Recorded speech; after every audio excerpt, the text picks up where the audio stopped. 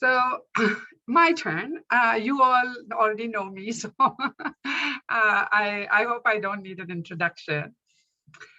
But if you are anything like me, you have a mother, someone who gave birth to you. But mothers are not only people who give birth to us. According to the definition of mother, they are women who nurture and take care of us. And I was so blessed to have Aya, nanny, in my life. My Aya, which means nanny, her name was Tara, and she came to stay with us when I was 2 years old, and my sister was 4. But according to my sister, I was always her favorite. And even though Aya would always say, no, that's not true. Just like a mother, I love you both the same. I know I was her favorite. Aya was about 5 feet tall. She was very heavy, and she had suffered an illness which we believe was probably elephantitis, and which was very painful, and she walked very slowly. But she took care of me, my sister, and then when we were older, she didn't need a nanny. She started cooking and taking care of our home, and she became our housekeeper. But she was more than that. Aya was already a widow when she came to work for us, but she had 8 grown-up children. They were all married. Most of them also had their own children. So Aya lived with us, and throughout my life with her and her life after she came to stay with us, she became a part of our family. Now, Aya was somebody who I would run to when I got scolded or had an argument with my own mother, with Mummy.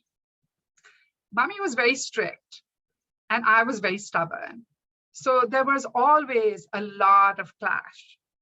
And after arguing and fighting with Mummy, I would run and find solace in Aya's lap. I would put my head in her lap and I would spew and I would vent and I would tell her how mean Mummy was and how unfair it was and how unjust. And Aya would just quietly listen, and she would stroke my hair, my head. And she would just listen, let me vent. She would calm me down. And once I was calm, she would, in her very calm voice, ask me questions, lead me to understand what had happened. She would say, were you rude to Mummy? And I would be like, yes. And she's like, well, did you argue with her? Yes. Was that really how you treat your elders? No. Well, do you think it's best for you to go and say sorry to Mummy? I guess. And very grudgingly, I would go and apologize to my mother. Aya died a year after actually a few years after I came to America. She took care of me and she nurtured me.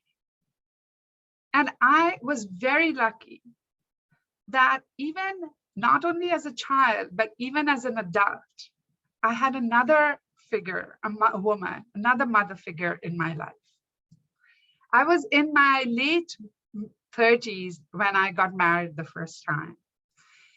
And my ex-husband, though not an only child, his sister was much older than him. So he grew up as an only child. His mother was a widow when I had become a widow when my ex-husband was about 5 or 6. So her whole life revolved around him. So when I was about to meet her for the first time, I was very apprehensive about how this woman was going to accept me and welcome me. Because we'd all hear these stories about stereotypical mother-in-laws.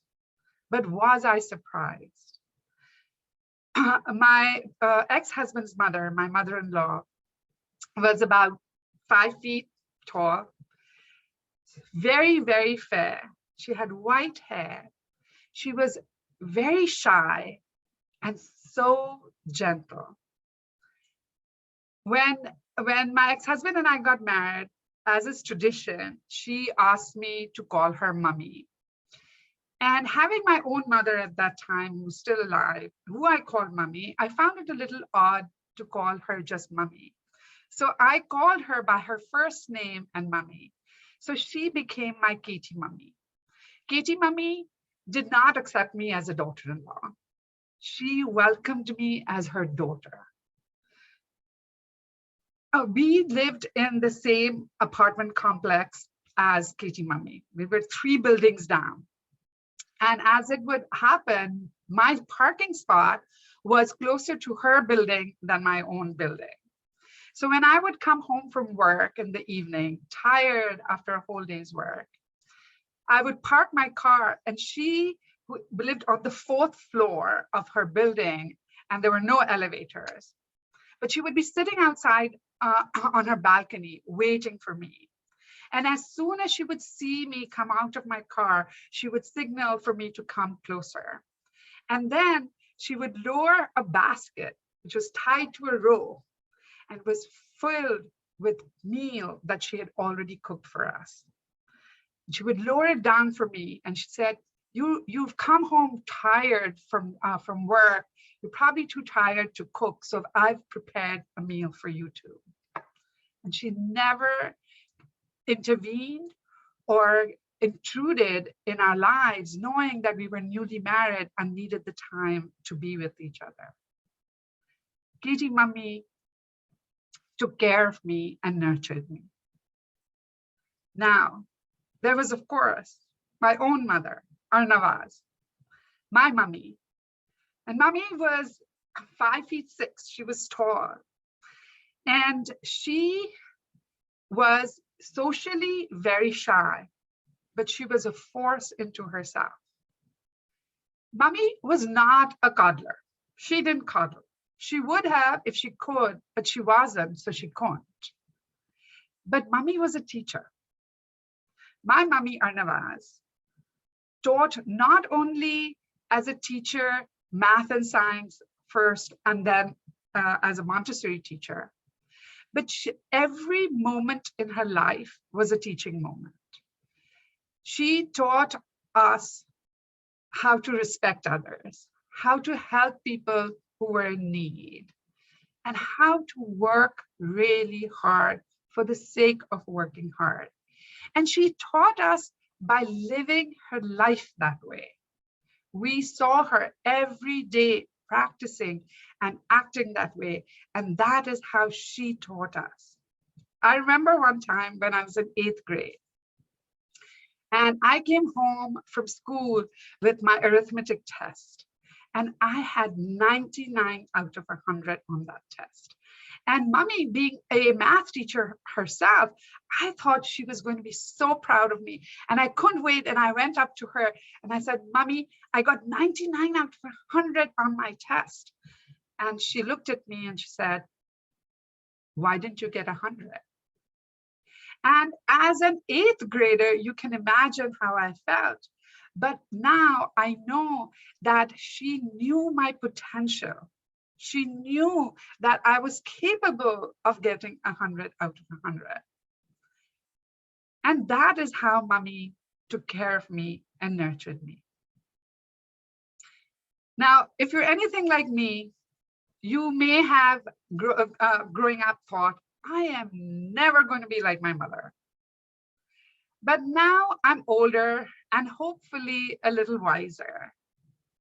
And even though these women, these nurturing, taking care of me women are not in my life anymore. But every time I lend a ear to a friend and help them see another perspective, Aya lives through me. And every time I cook a meal for my friends and my family, Katie Mummy lives through me. And every time I reach my full potential and I know that I worked really hard, my mummy, Ernavaz, lives through me. I am my mother's. Thank you.